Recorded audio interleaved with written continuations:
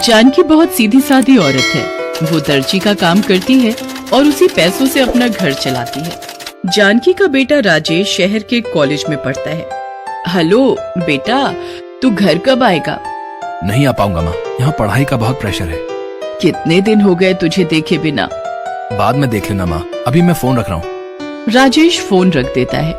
जानकी अकेली बैठकर रोती रहती है। उसे राजेश की बड़ी याद आती है, लेकिन उधर राजेश सब कुछ भूलकर मजे से कॉलेज बिता रहा है। उसका ध्यान पढ़ाई पर नहीं है। वो कॉलेज में अंकिता नाम की लड़की के चक्कर में पड़ा है। अंकिता, मैं तुमसे बहुत प्यार करता हूँ। मैं तुम्हारे लिए कुछ भी कर सकता हूँ। चल झूठा। मैं झूठ नहीं बोल रहा हूँ, मेरा प्यार सच्चा है। तो फिर आज मुझे मूवी दिखाने ले चलो। अंकिता की बात राजेश टाल नहीं सकता, लेकिन राजेश ने देखा कि उसके पास ज्यादा पैसे नहीं है। अब क्या करूँ? माँ को कॉल करता हूँ। राजेश ने जानकी को कॉल किया। जानकी खुश हो गई। क्या बात है बेटा, बड़े दिनों बाद माँ की याद आई है। माँ, वो किताबें खरीदनी थी, 2000 रुपए भेजो ना।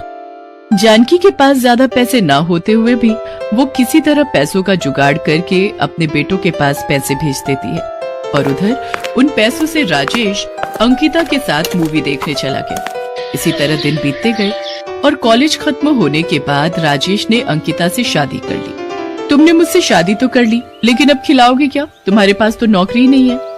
राजेश ने सोचा कि बात तो सही है, इसलिए वो अंकिता को अपने गांव ले गया। उसने सोचा कि माँ सब कुछ संभाल लेगी।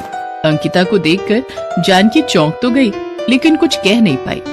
बहुत दिनों बाद मेरा बेटा घर लौटा है, मेरे लिए यही बहुत है। लेकिन अंकिता जानकी को पसंद नहीं आई। वो शहर की मॉडर्न लड़की है, छोटे कपड़े पहनकर आई है, ऊपर से उसके हाव भाव भी सही नहीं है। राजेश, इस छोटे से गांव में, छोटे से घर में हम रहेंगे क्या? हाँ बेबी, घर छोटा है तो क्या हुआ, मेरा दिल तो बहुत बड़ा है। राजेश तुम भी ना। लेकिन तभी जानकी ने कहा, पर बेटा कमरा तो एक ही है, उसमें कैसे? हाँ तो क्या, आप बाहर सो जाना, हम कमरे के अंदर सोएंगे। हाँ माँ, आप अपने बेटे के लिए इतना नहीं कर सकती हो क्या? जानकी ने कुछ नहीं कहा। वो रात को घर के बाहर आंगन में सो गई। रात भर मच्छर के काटने से उसे नींद नहीं आई, लेकिन उसने अपने बेटे से कुछ भी नहीं कहा। अगले ही दिन अंकिता ने जानकी के पास आकर कहा, मम्मी मेरे पास पहनने के लिए कपड़े नहीं है, मुझे कुछ कपड़े बना कर देना। ठीक है बहू, मैं बना कर देती हूँ।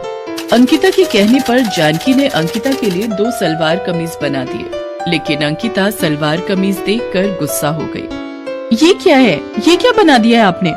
क्यों बहू, हमारे यहाँ पर लड़कियाँ यही सब पहनती हैं। मैं कोई गंवार हूँ क्या जो ये सब पहनूं? मुझे मॉडर्न कपड़े चाहिए।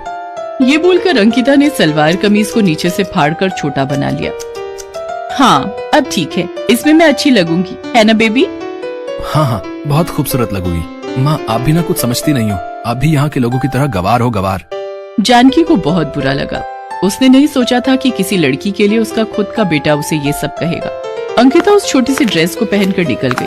आसपास के सारे लोग मुड़ मुड़ कर देखने लगे और आपस में बातें करने लगे।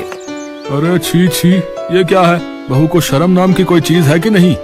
गांव के लोग जानकी के पास चले आए। देखिए जानकी बहन, आपको कुछ करना पड़ेगा, यहाँ ये सब नहीं चलेगा। हाँ हाँ, मैं बात करूंगी बहू से, आप लोग निश्चिंत रहिए। उस रात जानकी ने जब राजेश को ये सब कहा, तब राजेश गुस्सा हो गया। माँ, आपको कुछ पता तो है नहीं, अंकिता मॉडल बनना चाहती है। सारे मॉडल यही सब तो पहनते हैं, आप ज्यादा बकवास मत करिए। हाँ राजेश, तुम्हारी माँ पूरी की पूरी गवार है। राजेश और अंकिता अपनी ही धुन में चलते रहे और जानकी पूरी मेहनत करती रही। सिलाई का काम करके घर चलाती रही और घर का कामकाज भी करती रही। खाना बनाना, कपड़े साफ करना, सब कुछ अकेले ही करती रही। अंकिता कोई भी काम नहीं करती थी और राजेश तो प्यार में अंधा है। सबसे बुरी बात तो ये है कि जानकी को घर के बाहर सोना पड़ता है, खुले आसमान के नीचे। एक दिन जानकी ऐसे ही खुले आसमान के नीचे सो रही थी और तभी अचानक से बारिश आ गई। अरे बाप रे, बारिश आ गई, अब क्या होगा, मैं तो भीग जाऊंगी। जानकी भीगने लगी और घर के अंदर घुसने के लिए उसने अपने बेटे को पुकारा। बेटा बेटा, दरवाजा खोल बेटा, मुझे अंदर जाना है। लेकिन घर के अंदर से कोई उत्तर नहीं आया। आज मौसम कितना अच्छा है ना? हाँ, मुझे ऐसा मौसम बहुत अच्छा लगता है। यहाँ दोनों मौसम की तारीफ करने में लगे रहे और वहाँ पूरी रात जानकी बाहर भीगती रही और अगले ही दिन सुबह उसे बुखार आ गया। बेटा, मुझे बुखार आ गया है बेटा, आज मैं काम नहीं कर पाऊंगी। तो फिर काम कौन करेगा? मैं नहीं कर सकती। राजेश ने कुछ नहीं कहा। और दोनों ने घर से पैसा लिया और बाहर होटल में जाकर खाना खाकर आ गए। लेकिन जानकी भूखी पड़ी रही और आंसू बहाती रही। भगवान, ये क्या हो रहा है भगवान? क्या यही देखने के लिए मैं जिंदा हूँ? अगले ही दिन राजेश नींद से उठा और देखा अंकिता गायब है। अरे अंकिता कहाँ गई? अंकिता, अंकिता! माँ, आपने अंकिता को देखा क्या? नहीं तो, मैंने नहीं देखा। राजेश अंकिता को लगातार कॉल करता रहा लेकिन अंकिता ने फोन नहीं उठाया। राजेश तभी शहर चला गया अंकिता को ढूंढने। इधर उधर ढूंढते हुए राजेश अंकिता के पास पहुंचा तो देखा अंकिता किसी और लड़के के साथ है।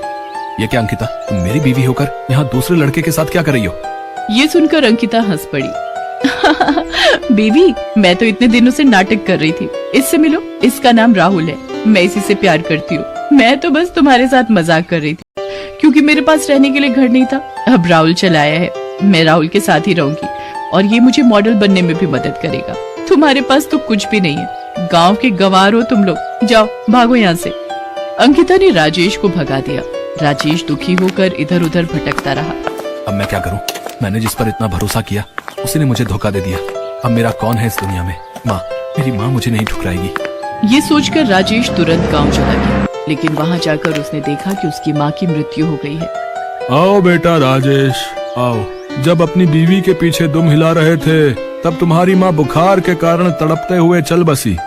राजेश अपनी माँ को पकड़कर रो पड़ा। माँ, मुझसे गलती हो गई है माँ, लौटाओ, लौटाओ माँ। लेकिन अब कुछ नहीं हो सकता। जानकी का अंतिम संस्कार किया गया और राजेश अकेला घर पर रहने लगा। उस तरफ अंकिता उसकी जिंदगी के पहले फैशन शो में जाते हुए एक गाड़ी से टकराकर गिर पड़ी और उसकी एक टांग टूट गई। उसकी एक टांग काटनी पड़ी। उसका मॉडल बनने का सपना अधूरा रह गया। राहुल भी उसे छोड़कर चला गया। इस तरह जिंदगी ने उसे अपने किए की सजा दिला दी।